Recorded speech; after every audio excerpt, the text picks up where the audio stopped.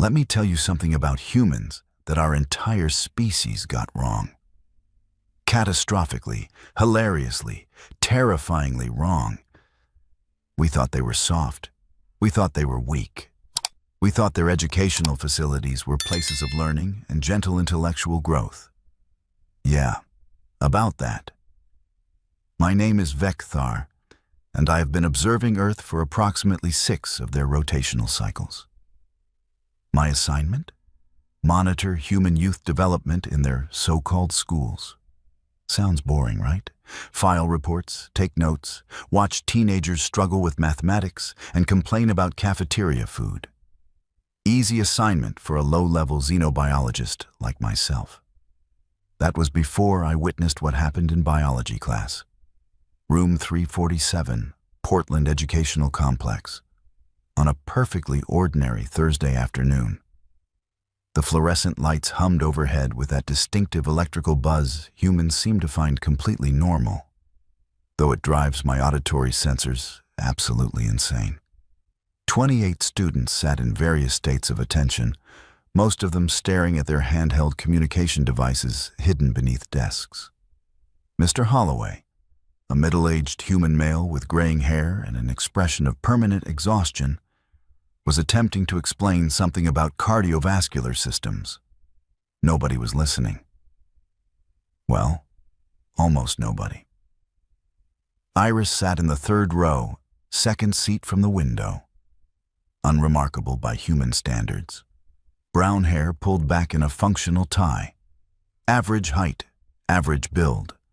Clothes that suggested she preferred invisibility over attention. Her biometric readings showed perfect calm, heart rate steady at 62 beats per minute, breathing slow and controlled. I had scanned every student in that room dozens of times. Iris always registered as the most boring specimen in the entire facility. Again, about that. Danny occupied the back corner like he owned it. Tall for his age group, muscular from their primitive athletic training, surrounded by 3 other males who laughed at everything he said, regardless of actual humor content. His heart rate ran higher than average, always. Adrenaline levels elevated, testosterone peaked. The biological markers of what humans call an alpha male, though that term has been scientifically debunked in their own species. Humans are weird about hierarchies. All right, people. Mr. Holloway clapped his hands together, producing a sharp sound that made exactly 0 students look up. Group presentations on the circulatory system. You have had 2 weeks to prepare. First up, we have Iris, Kira, and Danny. Oh, this should be good, I thought, adjusting my visual receptors to capture everything. Group projects among human adolescents typically resulted in one individual doing all the work, while others contributed nothing. Standard social dynamic. Iris stood, gathering her materials with precise, economical movements. Kira, a female with excessive cosmetic enhancements and constant anxiety markers, reluctantly joined her at the front. Danny stayed seated, arms crossed, smirking. "Danny, that means you too," Mr. Holloway said, voice carrying that special tone of teacher resignation. Yeah. Danny rose slowly, deliberately, making sure everyone watched him move. Not like I need to do anything anyway. Iris probably already finished the whole thing herself, right? Little nerd girl loves her homework. A few students snickered. Kira looked at the floor. Iris simply connected her data storage device to the projection system. Her expression unchanged.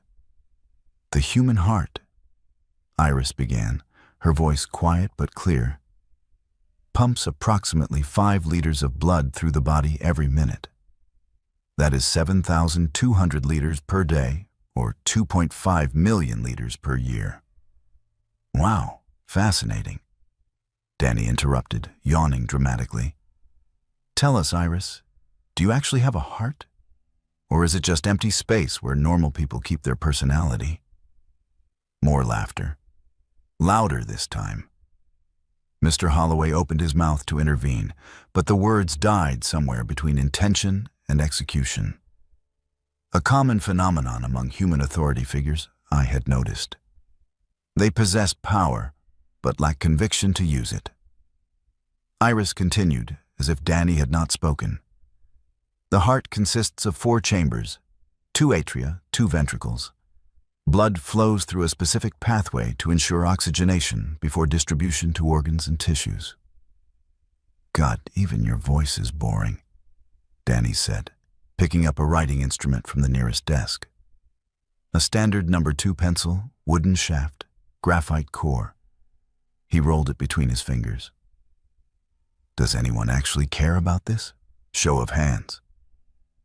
No hands raised. Of course not. Peer pressure among adolescent humans functioned like gravity, invisible but absolutely controlling. Danny, that is enough, Mr. Holloway finally managed, though his voice carried no real authority. Let Iris finish. Oh, I will let her finish, Danny said, grin widening. Right after this.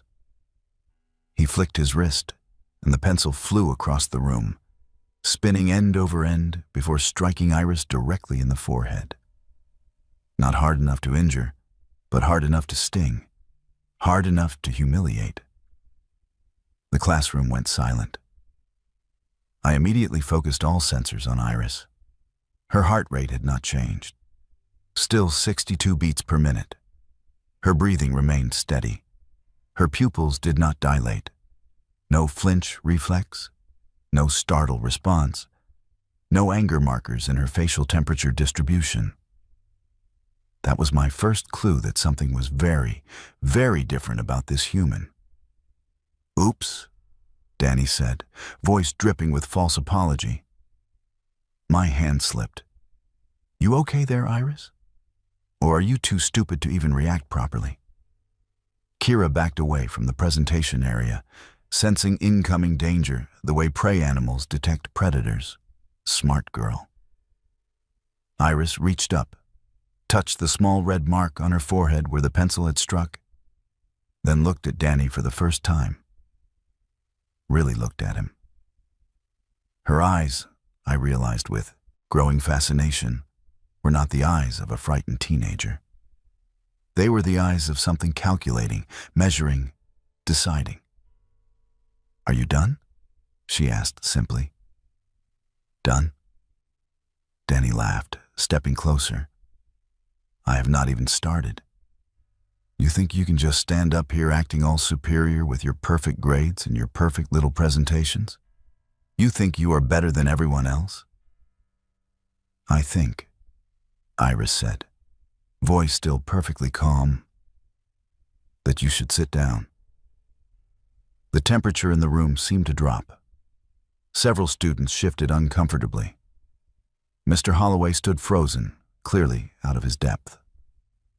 Or what? Danny moved into her personal space, using his height advantage, chest puffed out in a classic dominance display. What are you going to do about it, freak? I am giving you a choice, Iris said. And for the first time, I detected something in her voice. Not fear, not anger. Something colder. Something that made my own species' survival instincts activate, despite being in a completely different building observing through electronic surveillance. Walk away now. We both forget this happened. You sit down, I finish the presentation, everyone moves on with their day. And if I do not? Danny shoved her, both hands against her shoulders, hard enough to make most humans stumble backward. Iris did not stumble. She did not even shift her weight. Then, she said quietly, I stopped being polite. Danny laughed again, but this time it sounded forced. His heart rate had increased. On some primitive level, his brain recognized danger even if his pride refused to acknowledge it. You are going to stop being polite? What does that even mean? You going to hit me? Go ahead. Try it. I dare you. He shoved her again. Harder. That was his mistake. What happened next took exactly 1.3 seconds. I know because I have reviewed the footage 742 times, and I still cannot quite believe what my sensors recorded. Iris moved.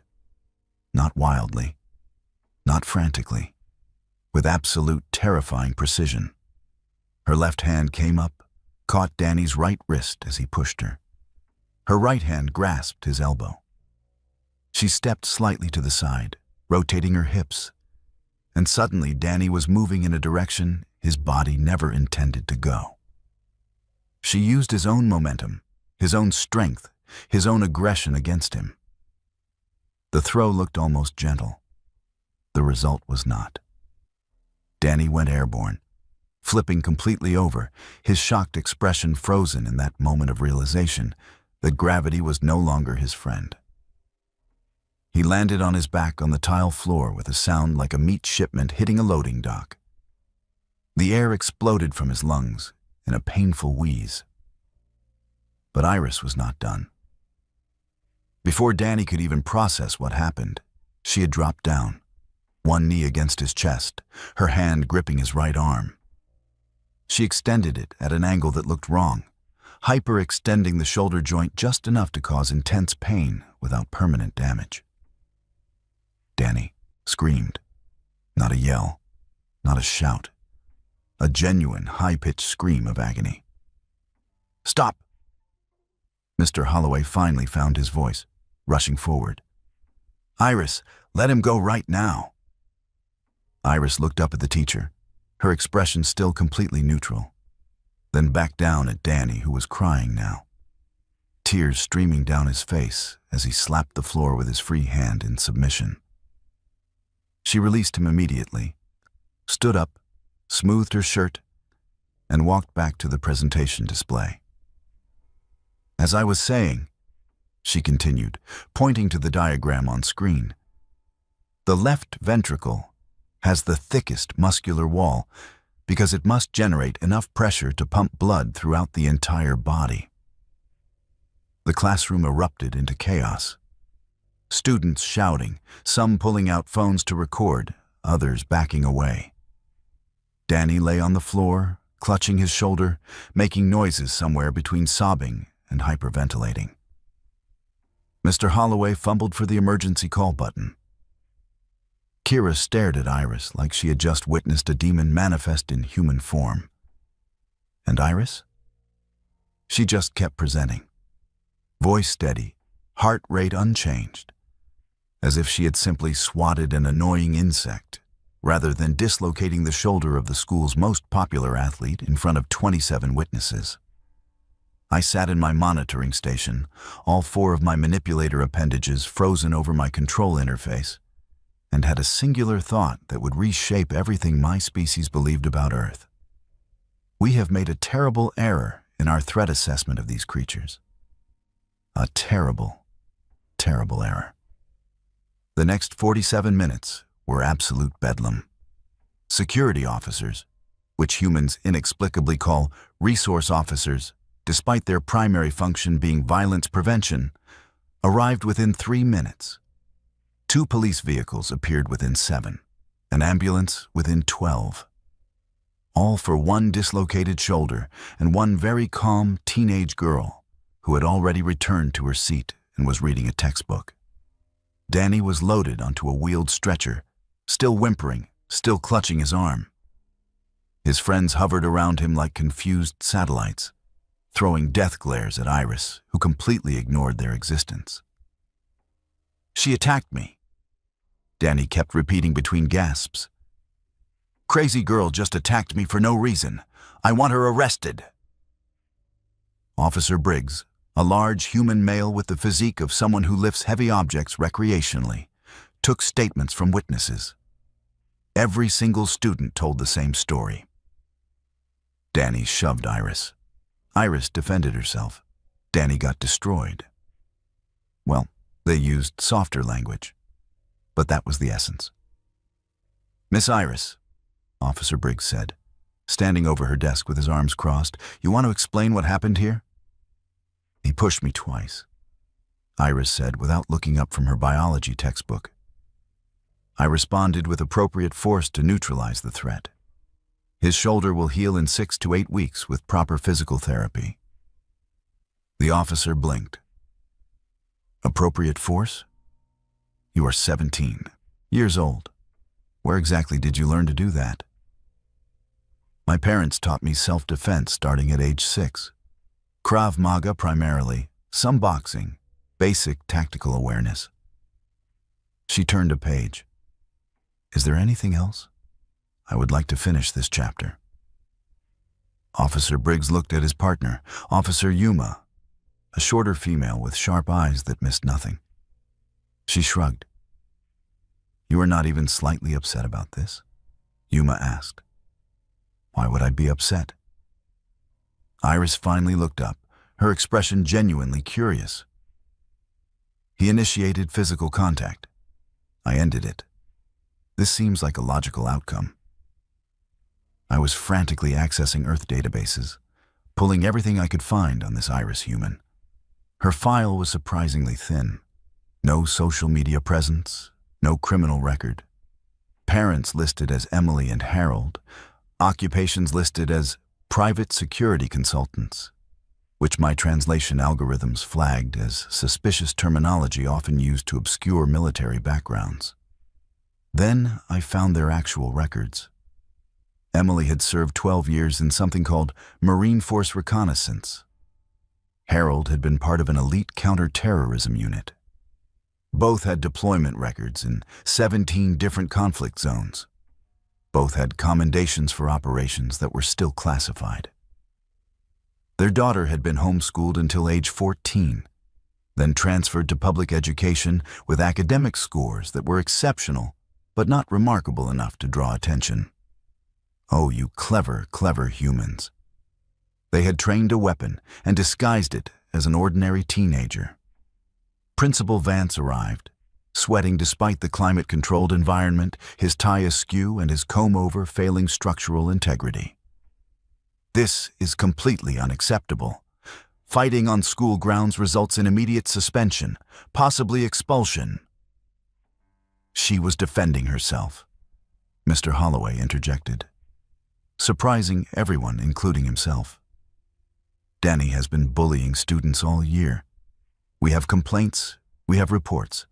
Nothing ever gets done about it. That does not excuse violence. Actually, Officer Yuma said, consulting her handheld device, under Oregon law, she had the right to defend herself from assault. And according to witness statements, the other kid threw something at her, then physically shoved her twice before she responded. That is textbook self-defense. Principal Vance's face turned an interesting shade of purple. She could have seriously injured him. But she did not, Yuma pointed out. Dislocated shoulder, no broken bones, no head trauma, no permanent damage. If anything, she showed remarkable restraint for someone with her training level. I pulled up Danny's file next. 3 previous incidents of physical altercations. 2 formal complaints from other students. 1 ongoing investigation for alleged assault against a freshman that had mysteriously gone nowhere, probably because Danny's father was a prominent local attorney. The humans have a saying, the chickens come home to roost. Danny's chickens had not just come home. They had kicked down the door, set the furniture on fire, and were currently dancing on the ashes of his reputation. 1 week later, everything went completely sideways. I had filed my preliminary reports with my superiors, flagging Iris as a potential threat-level subject requiring enhanced monitoring. They acknowledged receipt and promptly ignored everything I said because, and I quote, teenage human females pose negligible security concerns. Right. Sure. Negligible. Danny returned to school with his arm in a sling, playing the victim angle hard. His story had evolved over 7 days, from "she attacked me" to "she ambushed me without warning using illegal combat techniques." His friends rallied around him, their primitive pack mentality demanding revenge for the humiliation. Iris, meanwhile, had become a minor celebrity. Video footage of the incident had spread across human social networks, racking up millions of views. Comment sections filled with debates about bullying, self-defense, and whether a 17-year-old girl dislocating a football player's shoulder was the most satisfying thing ever recorded. Opinions were divided approximately 60-40 in Iris's favor. But Danny's older brother, Travis, he was not interested in public opinion. Travis was 22, technically an adult by human standards, though his brain chemistry suggested otherwise. He had dropped out of college, worked at a vehicle repair facility, and spent his evenings with 5 equally intellectual individuals whose hobbies included recreational substance abuse and petty crime. I detected their planning phase through intercepted communications, text messages, voice calls, social media coordination. They were going to teach that girl a lesson and show her what happens when you mess with their family. 6 males, ages 20 to 24, all larger and stronger than Iris, planning a home invasion for Friday night when her parents would be away at some security conference 3 states distant. I faced a moral calculation my species is not equipped to handle. Do I interfere? Do I alert authorities? Do I maintain my observation-only protocol? I did what any rational being would do. I upgraded my surveillance equipment and made sure every recording device was functioning at maximum capacity. What? You expected heroism? I am a xenobiologist, not a warrior. Friday arrived. Travis and his collection of poor life choices gathered at 2200 hours in the dwelling's vicinity. They brought aluminum baseball bats. 2 brought knives. 1 brought a tire iron. Iris was home alone, lights on in the upper floor bedroom, appearing to study through the window. They kicked in the back door at 22:37. The house alarm did not sound. I later learned Iris had disabled it deliberately, along with several other security features her parents had installed. She wanted them to come inside. Travis entered first, bat in hand, calling out threats that were creative in their vulgarity, but limited in actual intimidation value. His friends spread through the ground floor, searching for her. That was when the lights went out. All of them, simultaneously. Iris had cut the main power supply. Humans are primarily visual creatures. Remove their sight, and they panic.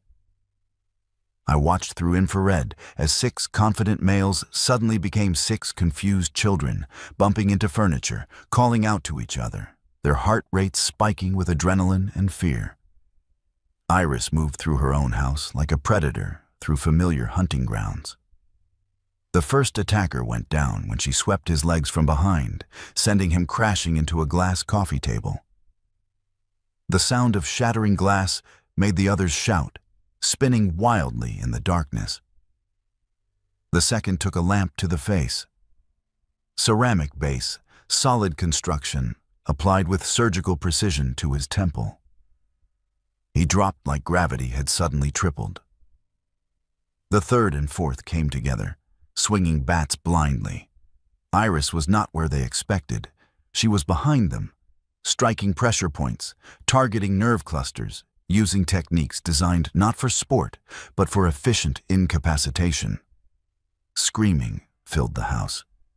Not Iris's screaming. Theirs. Travis finally found the stairs, charged upward, knife extended, roaring challenges into the darkness. Iris met him at the top. What happened next took 4 moves. Disarm, strike, lock, compress. Travis found himself face down on the hallway floor. Iris's knee pressed against his spine, his arm twisted at an angle that made him sob. Again. Apparently, shoulder manipulation was her signature technique. Police sirens wailed outside. Iris had triggered her silent alarm exactly 3 minutes after the invasion began, giving herself enough time to handle the situation while ensuring authorities arrived before anyone suffered permanent damage. 7 attackers, 7 incapacitated males, 0 injuries to the defender. Officer Briggs entered the house, flashlight cutting through darkness, and stopped dead. "Sweet, merciful heaven," he whispered. "What happened here?" "Self-defense," Iris called from upstairs, still pinning Travis. "Again. Could someone please turn the lights back on? I have homework to finish." The legal proceedings that followed were, in human terms, spectacular. Danny's father, Attorney Patel, attempted to paint Iris as a dangerous vigilante who had been waiting for an opportunity to hurt his clients. That argument collapsed approximately 40 seconds into the preliminary hearing, when the prosecution presented security footage showing 7 adult males breaking into a private residence with weapons while making explicit verbal threats. Turns out, premeditated home invasion is frowned upon in human legal systems. Who knew? Attorney Winters, representing the state, was a sharp-eyed woman who smiled like a predator when presented with an easy case. "Your Honor, the defendant and his associates broke into the home of a minor with clear intent to cause bodily harm. They brought weapons. They documented their plans via text message. One of them literally wrote, and I quote, 'We are going to break her legs.'" The courtroom murmured. Judge Anderson, a gray-haired human female with an expression that suggested she had seen every stupid thing humans could do and was tired of all of it, peered over her glasses at Travis and his friends. "Is this true?" she asked. Travis's attorney, a nervous younger male named Winters, shuffled papers uselessly. "Your Honor, my clients were responding to a previous assault on Danny, who is still recovering from serious injuries inflicted by this girl." "This girl," Judge Anderson said slowly, "was in her own home when 7 adult men broke in with weapons. The previous incident occurred on school grounds when your client's brother physically assaulted her first. Counselor, are you actually arguing that home invasion is an appropriate response to a high school fight?" Silence. "I thought not," the judge continued. "Bail is set at $50,000 each. Trial date is set for 6 weeks from today. Next case." But the legal drama was only part of the story. The media had discovered Iris, and the media was ravenous. News outlets descended on Portland like scavengers on a fresh carcass. Local stations, national networks, internet personalities with cameras and opinions. Everyone wanted to interview the teenage girl who single-handedly defeated 7 home invaders.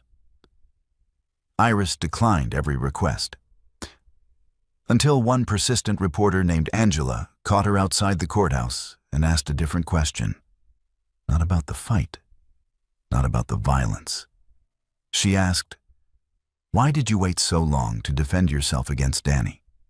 Students say he had been bullying you for months." Iris stopped walking. The cameras focused, and for the first time, this human who had shown no emotion, no fear, no anger throughout everything, looked tired. "I did not want attention," she said quietly.